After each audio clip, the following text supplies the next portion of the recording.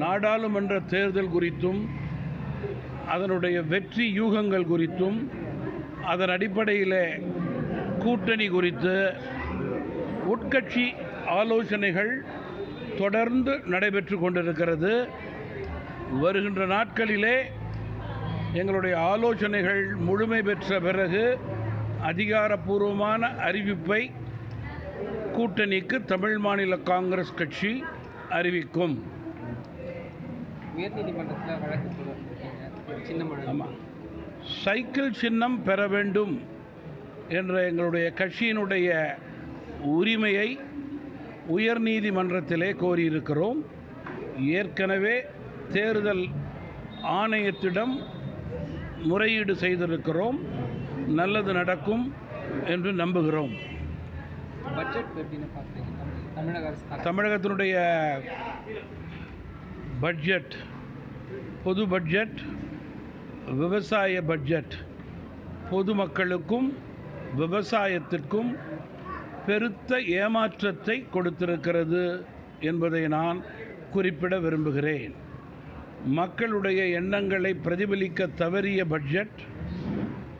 விவசாயி சேற்றிலே கால் வைத்தால்தான் நாம் சோற்றிலே கை வைக்க முடியும் என்று இந்த அரசு விவசாய பட்ஜெட்டை உணர்ந்து செயல்படுத்தவில்லை என்று நான் குறிப்பிட விரும்புகிறேன்.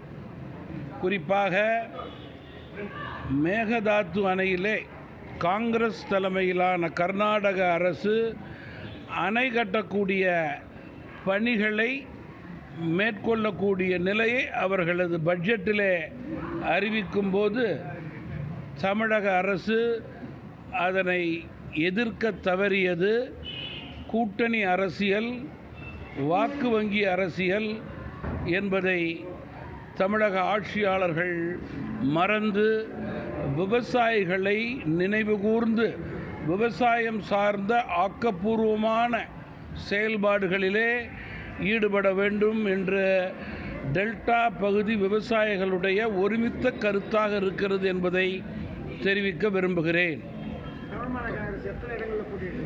தொடர்ந்து விவசாயிகள் தலைநகர் டெல்லியில் முற்றுகையிடுவதற்காக போயிட்டுருக்காங்க.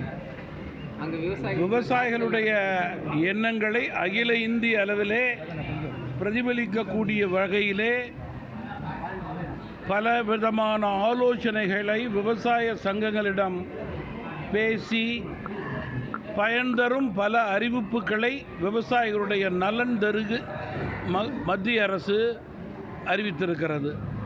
இருப்பினும் தேர்தல் அறிவிக்கக்கூடிய 2 வாரத்திற்கு முன்பு விவசாயிகள் ஆர்ப்பாட்டம் செய்வது சில எதிர்கட்சிகளுடைய உள்நோக்கமாக இருக்கும் என்ற கருத்து இருக்கிறது. அப்படி இருந்தாலும் கூட விவசாயிகளுடைய நியாயமான கோரிக்கைகளை மத்திய அரசு பரிசீலனை செய்து அதை கனிவோடு நிச்சயமாக அவருடைய கோரிக்கையை நிறைவேற்றும் என்பதிலே மாற்று கருத்து இருக்க முடியாது. விவசாயிகள் எதிர்கட்சியினுடைய சூழ்ச்சியிலே அகப்படக்கூடாது என்பதுதான் எங்களுடைய வேண்டுகோள். அண்மை செய்திகளை உடனுக்குடன் தெரிந்து கொள்ள இணைந்திருங்கள் இயம்நாடு தொலைக்காட்சியுடன்.